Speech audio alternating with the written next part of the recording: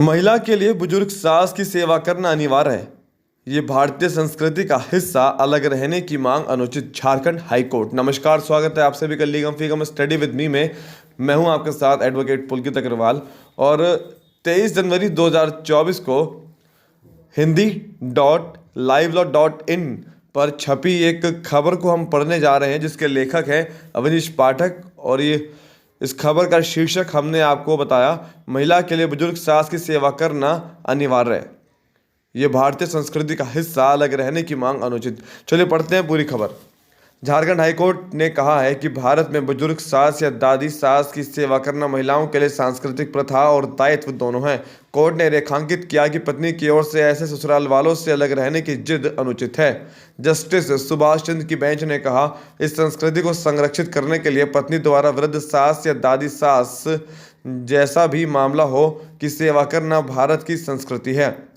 पति की मां की सेवा करना पत्नी के लिए अनिवार्य था और उसे अपनी वृद्ध सास और नानी सास से अलग रहने की अनुचित मांग पर जोर नहीं देना चाहिए। न्यायालय ने एक पति की ओर से दायर आपराधिक पुनरीक्षण याचिका को आंशिक रूप से स्वीकार करते हुए ये टिप्पणी की, जिसमें प्रधान न्यायाधीश पारिवारिक न्यायालय दुमका की ओर से पारित एक आदेश को चुनौती दी गई थी। पारिवारिक न्यायालय की ओर से जारी आदेश में विपरीत पक्ष संख्या 2 पत्नी को प्रतिमा 30,000 रुपये का भुगतान करने का निर्देश दिया गया था और विपक्षी पक्ष संख्या 3 नाबालिग बेटे को 15,000 रुपये प्रतिमा का भुगतान करने का निर्देश दिया गया था। अदालत ने कहा कि मौजूदा मामले में पत्नी ने जून 2018 में वैवाहिक घर छोड़ दिया और इसके बाद वापस आने से इनकार कर दिया और पति ने न्यायिक अलगाव के लिए हिंदू विवाह अधिनियम की धारा 10 के तहत इसी आधार पर मुकदमा दायर किया था कि उसकी पत्नी को उसकी बूढ़ी माँ और नानी की सेवा करना पसंद नहीं था और वह उस पर उनसे अलग रहने का दबाव बनाती थी। अपने आदेश में दोनों पक्षों द्वारा प्रस्तुत मौखिक साक्ष्यों की जांच करने के बाद अदालत ने निर्धारित किया कि पत्नी ने स्वेच्छा से वैवाहिक घर छोड़ा था। उनके जाने का स्थापित कारण उनकी बुजुर्ग सास और दादी सास की देखभाल की जिम्मेदारी को पूरा करने में उनकी अनिच्छा थी। उसने अपने पति पर अलग रहने का दबाव डाला। ये प्रस्ताव उसे स्वीकार नहीं था।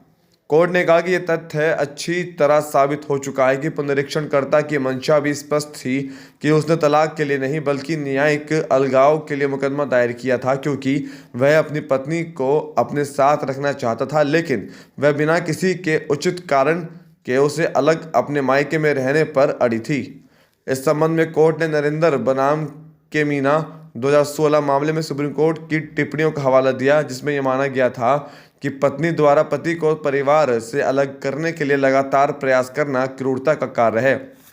इस पृष्ठभूमि में अदालत ने निष्कर्ष निकाला कि यह साबित हो गया है कि याचिकाकर्ता की पत्नी अपने पति से बिना किसी पर्याप्त कारण के अलग रह रही थी और इसलिए सीआरपीसी की धारा 125(4) के अनुसार वह किसी भी भरण पोषण की हकदार नहीं थी। इसके अलावा न्यायालय ने पत्नी की ओर से अपने पति की मां और नानी की सेवा करने के कर्तव्य पर भी जोर दिया और अपनी वृद्ध सास और नानी से अलग रहने की अनुचित मांग पर जोर देने को कहा। वहीं याचिकाकर्ता के वित्तीय साधनों को ध्यान में रखते हुए अदालत ने पुनरीक्षणकर्ता को बेटे के लिए भरण पोषण की राशि 15,000 प्रतिमाह से बढ़ाकर 25,000 प्रतिमाह करने का निर्देश देने उचित पाया।